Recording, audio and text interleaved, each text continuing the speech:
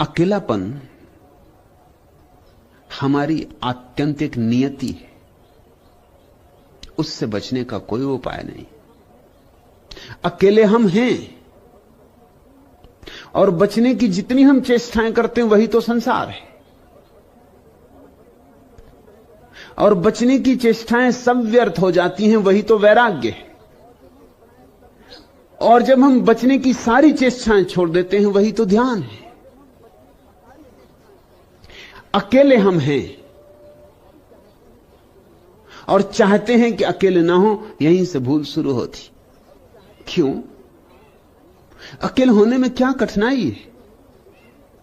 अकेले होने में बेचैनी क्या है? अकेले होने में भय क्या है? अकेले होने में बुराई क्या है? अकेले होने में दुख तुमसे किसने कहा है? जानने वाले तो कुछ और कहते हैं। पूछो नानक से, कबीर से, मलुक से, पूछो दुलंदाज से। जानने वाले तो कुछ और कहते हैं। जानने वाले तो कहते हैं कि उस परम एकांत में ही आनंद की वर्षा होती, अमृत के मेघ झरते, हजार हजार सूरज निकलते उस परम एकांत में ही। लेकिन आदमी भाग रहा है, अकेले से डर रहा है। हमें बचपन से ही अकेले होने का भय पकड़ा दिया गया है। किसी बच्चे को मां बाप अकेला नहीं छोड़ते, कोई ना कोई मौजूद होना चाहिए। और मां बाप को जरा भी ख्याल नहीं कि बच्चा 9 महीने तक पेट में बिल्कुल अकेला था, एक बार भी नहीं रोया, एक बार भी चीख पुकार नहीं मचाई, एक बार भी नहीं कहा कि मुझे बहुत डर लगता है। 9 महीने बिल्कुल अकेला था। अकेला ही नहीं था, गहन अंधकार में था, वहां सूरज की किरण भी नहीं जाती। मगर मनोवैज्ञानिक कहते हैं कि वे 9 महीने ही बच्चे के जीवन में सर्वाधिक आनंद के दिन थे, और उन्हीं की याद के कारण आदमी मोक्ष की तलाश करता। मनोविज्ञान की तो ये व्याख्या है मोक्ष की तलाश की, कि वो जो 9 महीने बच्चे ने जाने हैं परम एकांत शांति के और विराम के, उनकी स्मृति उसे पीछा करती, उसके अचेतन में अब भी वो याद सरकती, वे सुखद क्षण अब भी उसकी स्मृति में डोलते, वह सुवास अभी भी उसको घेरे रहती, और वो उसी की तलाश कर रहा है। मनोवैज्ञानिकों के हिसाब से तो मोक्ष की खोज गर्भ के एकांत शून्य शांत विराम की खोज। मनोवैज्ञानिक ये भी कहते हैं कि आदमी जो सुंदर सुंदर घर बनाता है वो भी उसी गर्भ की आकांक्षा में बनाए जाते। अच्छा मकान बनाते हैं, अच्छा कमरा बनाते हैं, उसमें खूब फर्नीचर सजाते हैं, गद्दे गद्दियां लगाते हैं, जितना भी स्वागत करता हुआ मालूम पड़े, जितना भी विश्रामपूर्ण हो,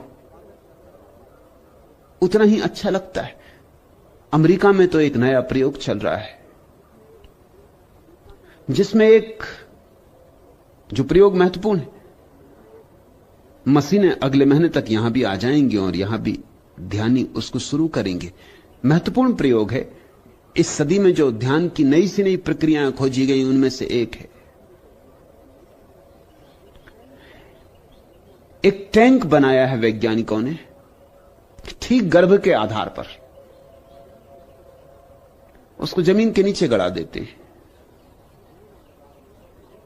गहन अंधकार होता है, उसमें साउंड प्रूफ होता है, उसमें कोई आवाज बाहर से भीतर नहीं आती। उसमें जो जल होता है वो ठीक वैसा ही रासायनिक होता है जैसा मां के पेट में जो जल होता है जिसमें बच्चा तैरता है। मां के पेट में जो जल होता है उसमें इप्सम साल्ट की इतनी मात्रा होती है कि बच्चा डूब नहीं सकता।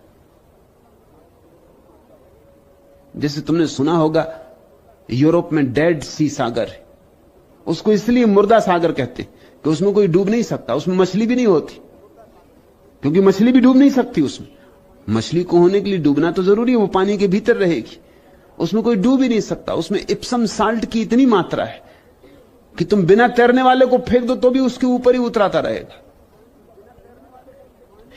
शरीर से पानी का वजन ज्यादा है, शरीर हल्का पड़ जाता है, मां के पेट में इप्सम साल्ट की इतनी मात्रा होती है कि छोटा सा बच्चा नहीं तो कभी का डुबकी खा जाए, पेट में पानी ही पानी भरा रहता। वो जो मां का पेट इतना बड़ा दिखाई पड़ता है, उसमें तुम ये मत सोचना कि इतना बड़ा बच्चे की वजह से दिखाई पड़ता, उसमें बड़ा कारण तो पानी का भरा होना है। और तुमने देखा जब स्त्रियां गर्भवती होती तो नमक ज्यादा खाने लगती, उनको नमकीन चीजें पसंद आने लगती। उसका कुल कारण इतना है कि वो पानी जो भीतर पेट में भरा उसको नमक ही नमक चाहिए, जितना नमक मिल सके उतना अच्छा। यहां तक हालत हो जाती है कि स्त्री दीवालों का चूना निकाल के खाने लगती, मिट्टी खाने लगती, सौंधी मिट्टी जिसमें थोड़ा सा नमकीन स्वाद होता है। गांव की स्त्रियां तो अक्सर खेत की मिट्टी खा लेती।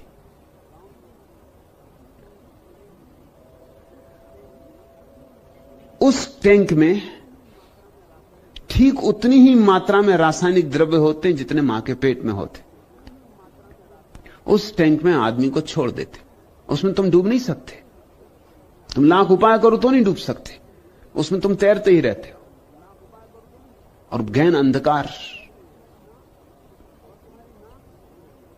और तुम्हारी नाक से बस एक नली जुड़ी रहती, जैसे मां के पेट में तुम मां से जुड़े रहते हो श्वास लेने के लिए, ऐसी ही बस एक नली जुड़ी रहती जिससे ऑक्सीजन आता रहता।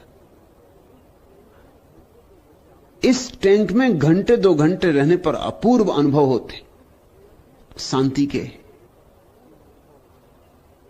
शून्य के,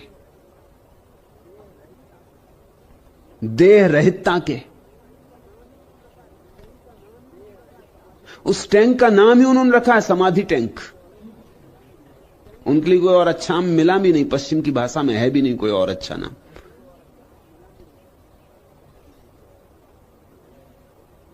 उस टैंक में कुछ अर्थ तो है, वैज्ञानिक अर्थ है। उसमें जो 2-3 घंटे रह आता है उसको पहली दफा फिर से पुनः याद आ जाती मां के गर्भ में रहने की, और उस शांति की, उस आनंद की। वैज्ञानिक तो यही कहते हैं कि ध्यान की प्रक्रियाएं भी उसी अवस्था में ले जाती, बिना बाहरी उपकरणों के। ध्यान की प्रक्रिया भी उसी अवस्था में ले जाती। मोक्ष की, स्वर्ग की खोज भी उसी की खोज है। घरों में भी हम जो अपने कमरों को बनाते हैं वो इस ढंग से बनाते हैं कि वो सब तरह से हमें उत्तप्त रखें, प्रसन्न रखें, प्रफुल्ल रखें, शांत रखें। मगर अब तक ठीक ठीक मां के पेट का अनुभव कोई भी चीज पूरी तरह नहीं दे पाई है।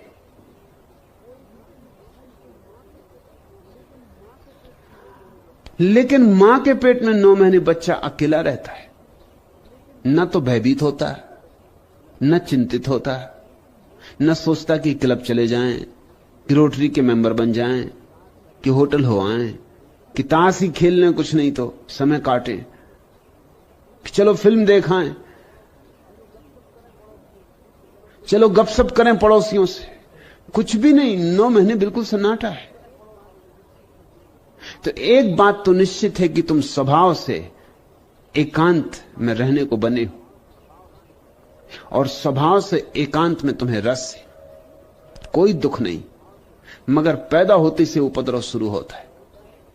जैसे ही बच्चा पैदा होता है वैसे ही उसे दूसरे की जरूरत मालूम होने लगती। मां के बिना भूखा हो जाता है, मां की जरूरत,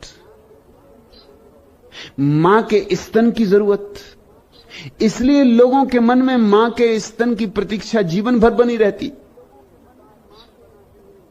चित्रकार स्तन बनाते हैं, मूर्तिकार स्तन बनाते हैं, खजुराहो हो कि कोणार्क हो, बस स्तन ही स्तन। और ऐसे स्तन जो कि होते भी नहीं। इतने बड़े बड़े स्तन की स्त्रियां चल भी ना सकें, चलें तो गिर जाएं। कविताएं स्तन की, हर चीज स्तन के आसपास घूमती। कुछ कारण होना चाहिए, गहरा कारण होना चाहिए। कारण यही है कि बच्चे का पहला अनुभव इस जगत का स्तन का अनुभव है, और पहला अनुभव महत्वपूर्ण अनुभव है, और पहले अनुभव की छाप जिंदगी भर पीछे रहती। मैं एक बूढ़े आदमी को देखने गया था, वो मर रहे थे, उनकी उम्र कोई 78 वर्ष थी। कमरे में कोई भी ना था, सिर्फ उनकी पत्नी थी। उन्होंने पत्नी से कहा कि तू बाहर जा, मुझे आपसे कुछ निजी बात करनी। उनकी पत्नी बाहर चली गई। मैं भी थोड़ा हैरान हुआ कि निजी बात, शायद वो कुछ ध्यान समाधि।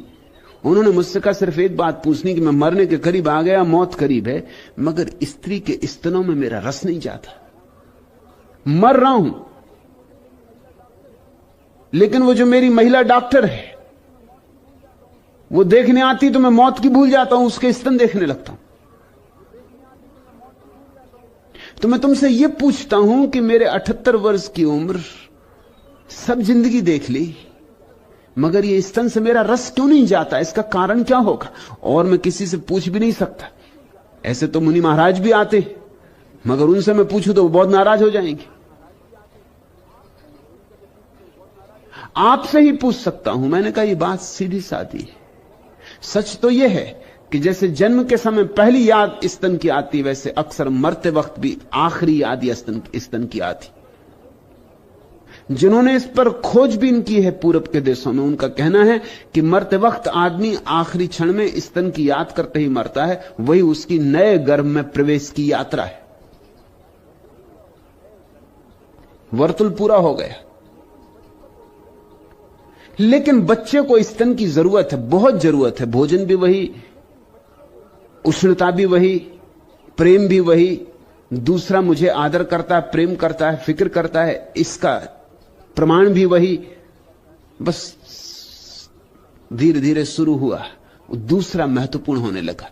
मां थोड़ी देर को नहीं आती, बच्चा पानी में पड़ गया है या पेशाब कर ली है और गीला कपड़ा हो गया है तो परेशान हो रहा है, दूसरे की जरूरत है। असहाय बच्चा दूसरे की जरूरत अनुभव करने लगता है। और मां बाप भी इसमें मजा लेते हैं कि बच्चा निर्भर हो। कोई जब आप पे निर्भर होता है तो अच्छा लगता है कि आपकी भी दुनिया में कुछ जरूरत है। जब बच्चे अपने पैर पर खड़े हो जाते हैं तो मां बाप को सच में अच्छा नहीं लगता। ऊपर से तो कहते हैं कि हम बड़े प्रसन्न हैं कि अब तुम अपने पैर पर खड़े हो गए, मगर उनका चेहरा जरा गौर से देखो, वो ये कह रहे हैं कि ठीक है, मतलब अब हमारी तुम्हें कोई जरूरत ना रही। ऐसे तो ऊपर से बच्चों का शादी विवाह कर देते, मगर भीतर से विरोध पैदा होता है। इसलिए सास बहू झगड़ते ही रहते। सास ये बर्दाश्त कर ही नहीं सकती कि मेरा बेटा जो सदा मुझ पर निर्भर था आज किसी और स्त्री पर निर्भर हो गया। जिसको बुद्धिमान बनाने में मुझे 25 साल लगे, एक औरत ने 5 मिनट में बुद्धू बना दिया। इसको सास बर्दाश्त करे भी तो कैसे करे? आग जलती, ये बिल्कुल स्वाभाविक है। कहते हैं कि प्रसन्न रहो, अब अपने पैर पर खड़े हो गए, मगर जरा गौर करना उनके चेहरे पर, उनकी भाषा पर, बड़ी मजबूरी में जैसे बात कही जा रही है। चाहेंगे तो अब भी मां बाप की बच्चे उन पर निर्भर रहें, चाहेंगे तो वो कि सदा निर्भर रहें, क्योंकि उनकी निर्भरता में अहंकार की तृप्ति है। तो मां बाप पूरी चेष्टा करते हैं कि बच्चा निर्भर हो, हर चीज पे निर्भर हो। बच्चे ही निर्भर नहीं कर लेते, हम बड़ों को भी निर्भर करते। स्त्रियां पतियों को बिल्कुल निर्भर कर लेती। ऐसे ऊपर से तो ख्याल यही होता और दिखावा भी यही होता, और शायद पत्नियों को भरोसा भी यही होता है कि हम सेवा कर रहे हैं। वो पत्नी को माचिस भी ना उठाने देंगी, पति को सिगरेट भी ना उठाने देंगी, वो खुद उठा के सिगरेट लाएंगी, माचिस जला देंगी। वो इतना निर्भर कर लेंगी पति को कि 2 दिन के लिए पत्नी मार के चला जाए तो पति बिल्कुल असहाय, उसको पता नहीं कि सिगरेट कहां कि माचिस कहां। मुल्ला नसरुद्दीन एक दिन खोज रहा है चौके में, पत्नी चिल्ला रही कि बड़ी देर हो गई, तुम्हें नमक भी नहीं मिल रहा। उसने कहा मैंने करीब करीब सब डब्बे खोल डाले, नमक का कुछ पता नहीं चल रहा। पत्नी ने कहा तुम अंधे हो, बिल्कुल आंख के अंधे हो, उम्र तुम्हारी हो गई मगर मेरे बिना तुम 1 इंच नहीं चल सकते हो। अरे सामने ही जिस डब्बे में लिखा है मिर्ची, उसी में नमक है।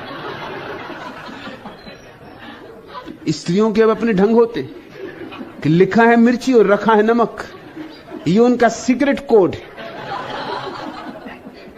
ये पति लाख सिर मार के मर जाएं, कितने ही शब्दकोशों में देखें मिर्ची, कहीं भी नमक नहीं। पति को बिल्कुल निर्भर कर देना जरूरी है। पति भी पत्नी को निर्भर कर लेता है अपने ढंग से, गहने लाके, नई साड़ियां लाके। ये एक दूसरे की निर्भरता पर जी रहा जगत है। यहां हम एक दूसरे को निर्भर करते हैं क्योंकि अच्छा लगता है कि हम पे इतने लोग निर्भर हैं। जितने ज्यादा लोग तुम पे निर्भर हैं, तुम उतने बड़े मालूम पड़ते हो। मगर ध्यान रखना, जब तुम दूसरों को निर्भर करोगे तो दूसरे तुम्हें निर्भर करेंगे। यहां गुलामी पारस्परिक होती। स्वतंत्र होना हो तो किसी को निर्भर मत करना, हो किसी के निर्भर मत होना। मगर ये जिंदगी का ढांचा ऐसा है कि यहां सब एक दूसरे के निर्भर है और सब चाहते हैं कि एक दूसरे के निर्भर रहें। इसलिए धर्म भारती, तुझे अड़चन होती है, अकेलापन इतना महसूस होता है कि घबरा जाती। घबराने का कोई कारण नहीं। और मैं ये भी नहीं कह रहा हूं कि जंगल जाके अकेले हो जाओ। मैं तो ये कह रहा हूं कि संसार में ही रहो, मगर अकेले होने से घबराओ मत। अकेले होने का मजा लो। और जब कभी मौका मिल जाए और पतिदेव मछली मारने चले जाएं तो बहुत अच्छा हुआ कि गए। कि पत्नी जाके पड़ोस में गपशप करने लगे तो बहुत अच्छा हुआ। थोड़ी देर तो अकेले बैठो, थोड़ी देर तो बिल्कुल चुप हो जाओ, बिल्कुल अकेले रह जाओ, जैसे दुनिया में कोई भी नहीं, तुम ही हो बस। तुम्हारा ही अकेला होना है और तुम चकित हो जाओगे। उसी चुप बैठने में धीरे धीरे तुम्हें रस का अनुभव होगा, आत्मरस का, स्वयं की अनुभूति होगी, जो बड़ी प्रीतिकर है, बड़ी सुखदायी है, बड़ी मुक्तिदायी है। फिर तुम्हें वो उदासी नहीं घेरेगी। फिर अकेलेपन में तुम्हारे भीतर ऐसी प्रफुल्लता होगी जैसे संग साथ में भी ना होगी। फिर तुम भीड़ में जाओगे तो ऐसा लगेगा कि कब छुटकारा हो, क्योंकि भीड़ है क्या सिवाय उपद्रव के। शोरगुल के अतिरिक्त और है क्या तुम्हारी भीड़? तुम्हारी पार्टियां और तुम्हारे भोज और तुम्हारे विवाह और तुम्हारे सभा मंडप सिवाय उपद्रव और शोरगुल के और क्या है? उत्सव कहां है? अजीब हालत हो जाती है। अभी कुछ दिन पहले, 2-4 दिन पहले, किसी को पड़ोस में उत्सव मनाना, बेटा पैदा हो गया, बस लगा दिया जोर से माइक,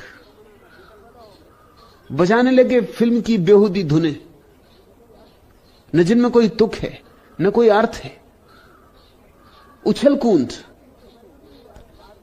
अभी भारतीय फिल्मों में आदमी तो पैदा ही नहीं हुआ, अभी डार्विन के पहले की चल रही फिल्म, उछल कूद। और जितना उछला कूदो उतनी ही ऊंची फिल्म उतनी ही चलती। मारधाड़, उछल कूद, शोरगुल, शोर सरापा। इसको तुम गीत कहते हो, संगीत कहते हो, उत्सव कहते हो? तो उपद्रव क्या है फिर? उपद्रव किसको कहोगे? फिर तो कोई आदमी शांत बैठा हो तो उसको उपद्रवी कहना चाहिए। ये देखो उपद्रवी बैठा बिल्कुल शांत। हमें उत्सव मनाना भी नहीं आता क्योंकि हमें अकेला होना ही नहीं आता। हमें एकांत में ही रस नहीं तो हमें रस क्या होगा? उत्सव में भी रस हो सकता है जहां कुछ ऐसे लोग मिल बैठे जिन सबको एकांत होने का मजा है, तो उत्सव में भी रस होता है। तो 10 लोग चुप बैठ के भी ऐसे गहन आनंद के सागर में डूब सकते हैं जिसकी तुम कल्पना भी नहीं कर सकते। उदासी घेर लेती होगी क्योंकि उपद्रव को तुमने अब तक उत्सव समझा है। एकांत का गणित सीखो, एकांत की भाषा सीखो। जिंदगी एक बड़ी अबूझ पहेली।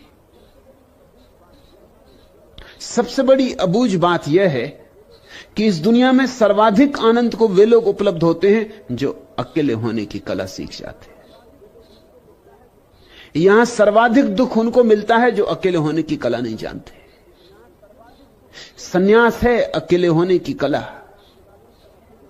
और फिर मैं तुम्हें याद दिला दूं कि अकेले होने से मेरा मतलब भौतिक नहीं होता, बाहरी नहीं होता कि चले गए पहाड़ पर और अकेले बैठ गए, उससे कुछ भी ना होगा। पहाड़ पर बैठ के करोगे क्या? बैठ के गुफा में यही सोचोगे कि पता नहीं बंबई में कौन कौन सी फिल्में लग गई, कि पता नहीं धंधे की क्या हालत है, कि पता नहीं लड़का दुकान ठीक से चला रहा है कि नहीं। सोचोगे क्या बैठकर गुफा में? जरा मुझे कहो, जरा अपने भीतर ही बैठ के, घर में आज बैठ के दरवाजा बंद करके सोचना कि चलो पहुंच गए हिमालय की गुफा में। अब क्या सोचेंगे? तुम बड़े चकित होगे। तुम सोचोगे तो यही बाजार की बात है। तुम्हारे पास बाजारू मन है, हिमालय पे ले जाके क्या करोगे? मैं तुमसे कहता हूं हिमालय वाला मन पैदा करो, फिर बाजार में भी हिमालय होता है। हिमालय भीतर पैदा करो। प्रिय, मैं हूं एक पहेली भी, जितना मधु, जितना मधुरहास, जितना मद तेरी चितवन में, जितना क्रंदन, जितना विषाद, जितना विष जग के स्पंदन में, पीपी में चिर दुख प्यास बनी सुख सरिता की रंगरेली भी। मेरे प्रतिरोमों से अवृत झरते हैं निर्झर और आग, करती विरक्ति आसक्ति प्यार मेरे श्वासों में जाग जाग। प्रिय, मैं सीमा की गोद पली हूं, असीम से खेली भी। तुम सीमा की गोद में हो लेकिन असीम के हकदार हो। प्रिय, मैं सीमा की गोद पली हूं, असीम से खेली भी। तुम पृथ्वी पर हो लेकिन आकाश के मालिक हो। तुम भीड़ में हो लेकिन अकेले की तुम्हारी संपदा खो मत देना, नहीं तो उदासी होगी, नहीं तो बड़ी बेचैनी होगी। और अगर भीड़ में ही रहे और भीड़ में ही जिए और भीड़ में ही मरे तो तुम्हारी जिंदगी एक लंबी व्यथा होगी। तुम रोते ही रहोगे और रोते ही जाओगे। मैं नीर भरी दुख की बदली, इस स्पंदन में चिर निस्पंद बसा, क्रंदन में आहत विश्व हंसा, नैनों में दीपक से जलते पलकों में निर्झरणी मछली। मेरा पग पग संगीत भरा, श्वासों से स्वप्न पराग झरा, नभ के नव रंग बुनते दुकूल, छाया में मले बयार पली। मैं क्षितिज भ्रुकुटी पर घिर धूमिल, चिंता का भार बनी अविरल, रज कण पर जलकण हो बरसी, नवजीवन अंकुर बन निकली। पथ को न मलिन करता आना, पद चिन्ह न दे जाते जाना, सुधि मेरे आगम की जग में, सुख की सिहरन हो अंत खिली। विस्तृत नभ का कोई कोना, मेरा न कभी अपना होना, परिचय इतना इतिहास यही, उमड़ी कल थी मिट आज चली। अगर जीवन तुमने यूं ही भीड़ भाड़ में गुजार दिया तो एक दिन तुम इतना ही पाओगे, परिचय इतना इतिहास यही, उमड़ी कल थी मिट आज चली। मैं नीर भरी दुख की बदली, लेकिन ये तुम्हारी नियति नहीं है, ये तुम्हारा दुर्भाग्य होगा, दुर्घटना होगी। ऐसा होना नहीं था, होने की कोई अनिवार्यता नहीं थी। तुम चाहते तो जीवन एक आनंद मग्न उत्सव हो सकता था और तुम क्षुद्र से विराट की तरफ बढ़ते, सीमा से असीम की तरफ बढ़ते, मर्त से अमृत की तरफ बढ़ते। तुम हो इतने विराट। प्रिय, मैं सीमा की गोद पली हूं, असीम से खेली भी। लेकिन एक कुंजी सीखनी ही पड़ेगी। उसी कुंजी से ताले खुलते हैं जीवन के रहस्य के। वह कुंजी है एकांत, अंतर एकांत। 24 घंटे में थोड़ा समय निकालो धर्म भारती। शुरू शुरू में उदासी लगेगी, लगने रहना, पुराना अभ्यास है। शुरू शुरू में परेशानी लगेगी, लगने देना। लेकिन एक घड़ी 24 घंटे में चुपचाप बैठ जाओ, न कुछ करो, न कुछ गुनो, न माला फेरो, न मंत्र जपो, न प्रार्थना करो, कुछ भी ना करो, चुपचाप। हां, फिर भी विचार चलेंगे, चलने दो। देखते रहना निरपेक्ष भाव से, जैसे कोई राह चलते लोगों को देखता है कि आकाश में उड़ती बदलियों को देखता है। निष्प्रयोजन देखते रहना, तटस्थ देखते रहना, बिना किसी लगाव के, बिना निर्णय के, ना अच्छा ना बुरा, चुपचाप देखते रहना। गुजरने देना विचारों को, आए तो आए, ना आए तो ना आए। ना उत्सुकता लेना आने में, ना उत्सुकता लेना जाने में। और तब धीरे धीरे एक दिन वो घड़ी आएगी कि विचार विदा हो गए होंगे, सन्नाटा रह जाएगा। सन्नाटा जब पहली दफा आता है तो जैसे बिजली का धक्का लगे, ऐसा रोआ रोआ कब जाएगा, क्योंकि तुम प्रवेश करने लगे फिर उस अंतर अवस्था में जहां गर्भ के दिनों में थे। यह गहरा झटका लगेगा। तुम्हारा संबंध टूटने लगा संसार से, तुम्हारा संबंध छिन्न भिन्न होने लगा भीड़भाड़ से, तुम संबंधों के पार उड़ने लगे। झटका तो भारी लगेगा, जैसा हवाई जहाज उठेगा जब पहली दफे पृथ्वी से, तो जोर का झटका लगेगा। ऐसा ही झटका लगेगा, घबराना मत। एक बार पंख खुल गए आकाश में, एक बार उड़ चले तो अपूर्व अनुभव है, अपूर्व आनंद है। फिर एकांत कभी दुख न देगा। एकांत तो क्या, फिर भीड़ भी दुख न देगी, क्योंकि तब भीड़ में भी एकांत बना रहता है। जिसको भीतर सधने की कला आ गई, वो बीच बाजार में खड़े होकर भी ध्यान में हो सकता है, दुकान पर बैठे बैठे काम करते करते, और भीतर धुन बजती रहेगी निस्बासर, रात दिन नींद में भी उसकी धुन बजती रहेगी। लेकिन अभी मैं समझता हूं उदासी लगती होगी, घबराहट होती होगी, अकेलापन डराता होगा। ये स्वाभाविक लक्षण है। प्रत्येक मनुष्य को इस तरह की गलत शिक्षण दी गई है। सम्यक शिक्षा होगी अगर कभी, तो हम प्रत्येक बच्चे को अकेला होना भी सिखाएंगे।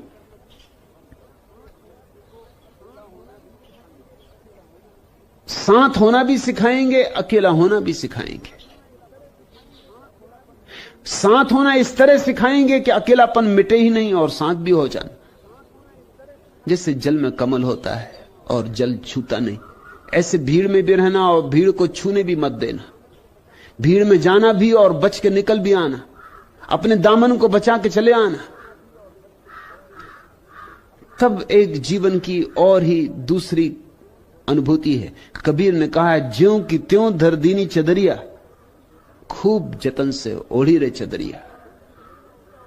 फिर दामन पे दाग नहीं लगते, फिर तुम भीड़ में भी रहो तो भी तुम्हारी चादर पे दाग नहीं लगते।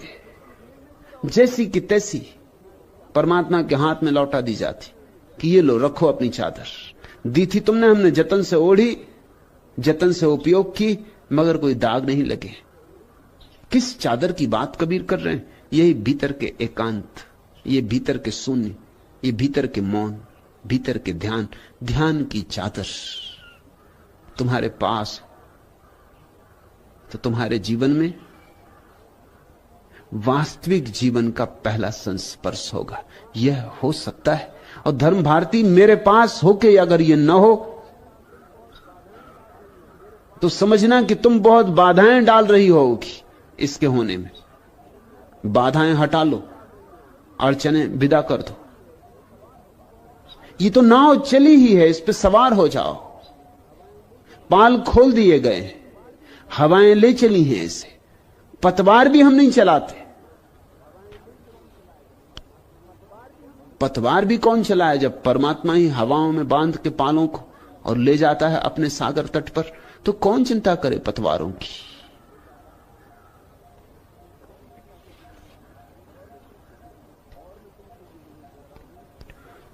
और मैं तुमसे ये नहीं कह रहा हूं, जब मैं परलोक उस पार